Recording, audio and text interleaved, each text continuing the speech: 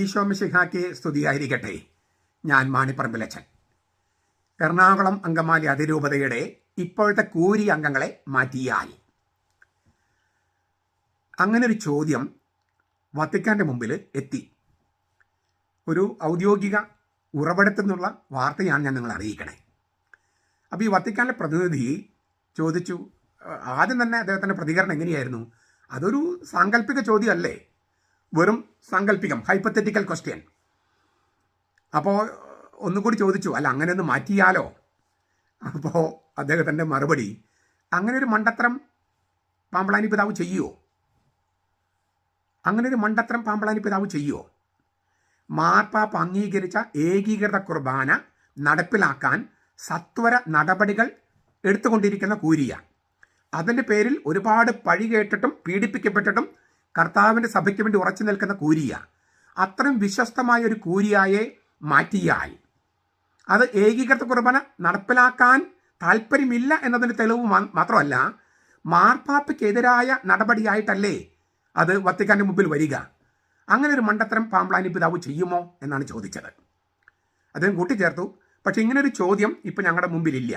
അതൊരു സാങ്കല്പിക പ്രശ്നമാണ്. ഇവിടെ രേഖാമൂലം ഒന്നും വന്നിട്ടില്ല, പരാതികൾ വന്നിട്ടില്ല. പക്ഷേ ഞങ്ങൾ മാർപ്പാപ്പ പല പ്രാവശ്യം നേരിട്ട് ഇടപെട്ട ഒരു പ്രശ്നമായതുകൊണ്ട് വത്തിക്കാൻ അനുദിനം സൂക്ഷ്മ നിരീക്ഷണം നടത്തുന്ന ഒരു സംഗതിയാണ് സുറിയാനി കത്തോലിക്ക സഭ എന്ന് പറഞ്ഞ സീറോ മലബാർ സഭയുടെ സംഭവ വികാസങ്ങൾ. അതുകൊണ്ട് ഒരു കാര്യവും ഞങ്ങളുടെ ശ്രദ്ധയിൽ പെടാതെ പോകുന്നില്ല. പിന്നെ ചില കാര്യങ്ങൾ യാഥാർത്ഥ്യങ്ങൾ നിങ്ങൾ മനസ്സിലാക്കണം. പാമ്പളാനി പിതാവ് അപ്പസ്തോലിക് അഡ്മിനിസ്ട്രേറ്റർ അല്ല, മേജർ ആർച്ച് ബിഷപ്പിൻ്റെ വികാരിയാണ്. അതിനാൽ പാമ്പളാനി പിതാവ് ഏത് തീരുമാനമെടുത്താലും വത്തിക്കാൻ വിശദീകരണം ചോദിക്കുക മേജർ ആർച്ച് ബിഷപ്പിനോടായിരിക്കും. അതുകൊണ്ട് പാമ്പളാനി പിതാവാണെങ്കിലും മേജർ ആർച്ച് ബിഷപ്പാണെങ്കിലും വളരെ ആലോചിച്ച് മാത്രമേ തീരുമാനങ്ങൾ കൈക്കൊള്ളാൻ സാധ്യതയുള്ളൂ. വേറൊരു ചോദ്യം കൂടി ഇതിൻ്റെ ചേർത്ത് വന്നു. അതായത് ഫ്രാൻസിസ് മാർപ്പാപ്പയ്ക്ക് പ്രായം ആയി, ഏറിയാൽ 2-3 വർഷം കൂടിയേ അദ്ദേഹം ജീവിച്ചിരിക്കൂ, അല്ലെങ്കിൽ ആ പാപ്പസ്ഥാനത്ത് ഉണ്ടാകൂ. അതുവരെ എറണാകുളം പ്രശ്നം നീട്ടിക്കൊണ്ട് പോകാമെന്നും മാർപ്പാപ്പ മാറിയാൽ വിമതരുടെ അജണ്ട നടപ്പാക്കാൻ ഒരു ഒറ്റകൈ പ്രയോഗം നടത്താമെന്നും ആരോ നിർദ്ദേശിച്ചു അത്രേ.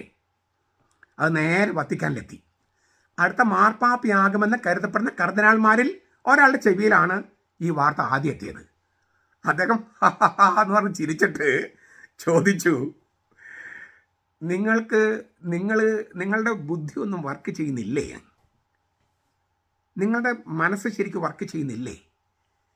ഏത് മാർപ്പാപ്പ ഔദ്യോഗികമായി ഇടപെട്ടാലും അത് വത്തിക്കാൻ്റെ ഔദ്യോഗിക നിലപാടാണ്.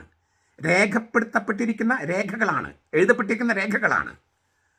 പിൻഗാമികൾ വന്നിട്ട് അത് തോന്നും പോലെ തിരുത്തുമെന്ന് വിചാരിക്കാൻ നിങ്ങളുടെ തലയിൽ ആൾതാമസമില്ലേ?